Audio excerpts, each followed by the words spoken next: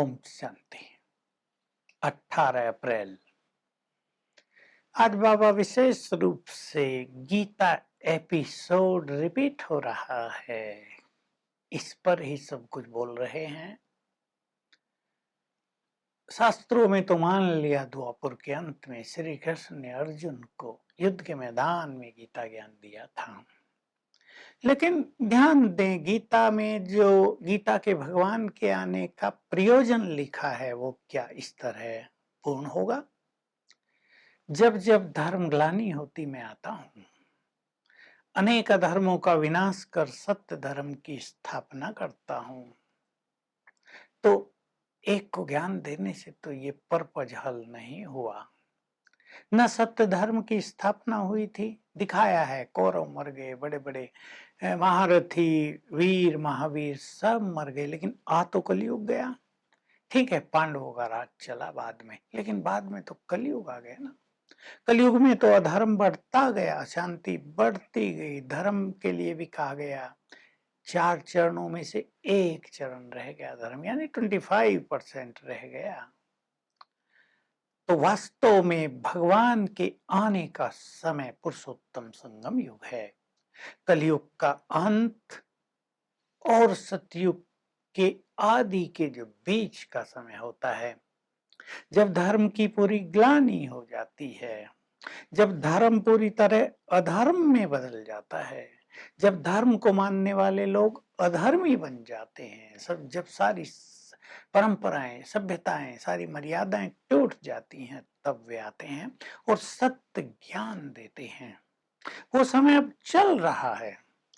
श्री कृष्ण, सत्य बात तो यही है कि वो तो सतयुग में होते हैं शुरू में, तब तो धर्म अपनी फुल फॉर्म में है, 4 चरण माने जाते हैं धर्म के, अर्थात 100% है। तब तो न ज्ञान देने की बात, न धर्म स्थापना की बात।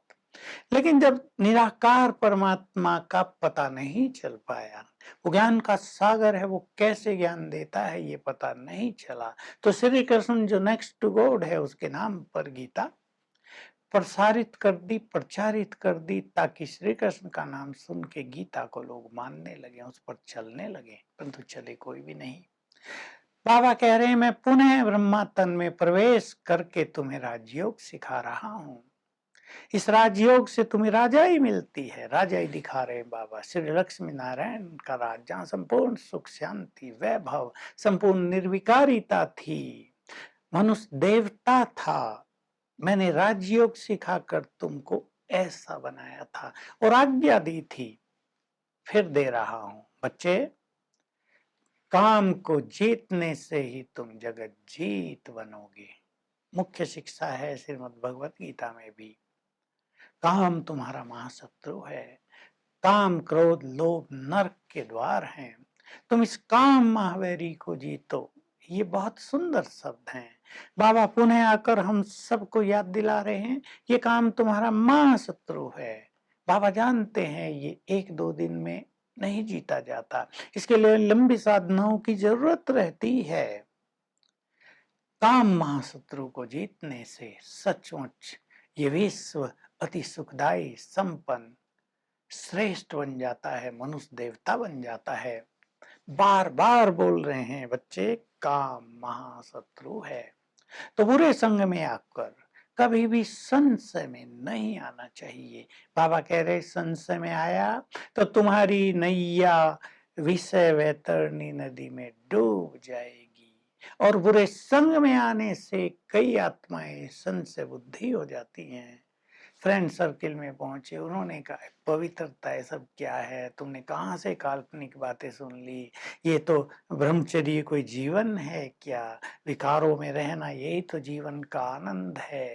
बाबा कह रहे इसको ही वो अपना सबसे बड़ा खजाना मानते हैं, तो बुरे संग में आकर पवित्रता का मार्ग छोड़ देते हैं। लेकिन जिनको श्रेष्ठ पद पाना है, जिनको राजाई प्राप्त करनी है, वो तो इस काम महाशत्रु को जीतेंगे ही। उनके अंदर इसको जीतने के संस्कार हैं, उनके अंदर संपूर्ण पवित्रता के संस्कार हैं।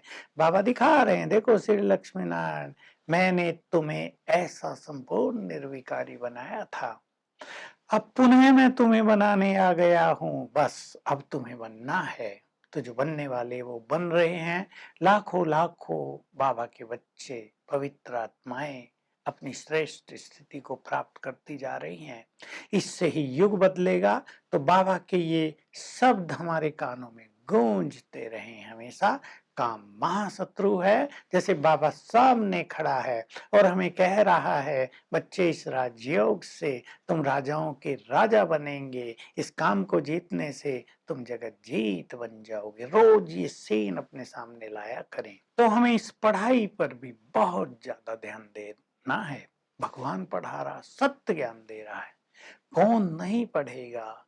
एनलाइटनमेंट हो रही है।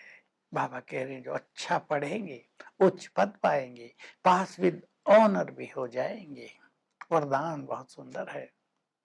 बाबा से तुम्हें सर्व संपत्तिवान होने का वरदान मिल रहा है। संसार में तो जो संपत्तिवान हैं वो सुखी नहीं, संतुष्ट नहीं। यहाँ तो संतुष्टता सबसे बड़ी संपदा है। दैवी गुणों की संपत्ति, शक्तियों की संपत्ति, ज्ञान का खजाना, सुख शांति का खजाना, वरदानों का खजाना, बहुत बड़ी संपत्ति हम सबको मिल रही है। हम उस नशे में रहें, उस गुड फीलिंग में आ जाएं, हम जैसा संपत्तिवान कोई नहीं है।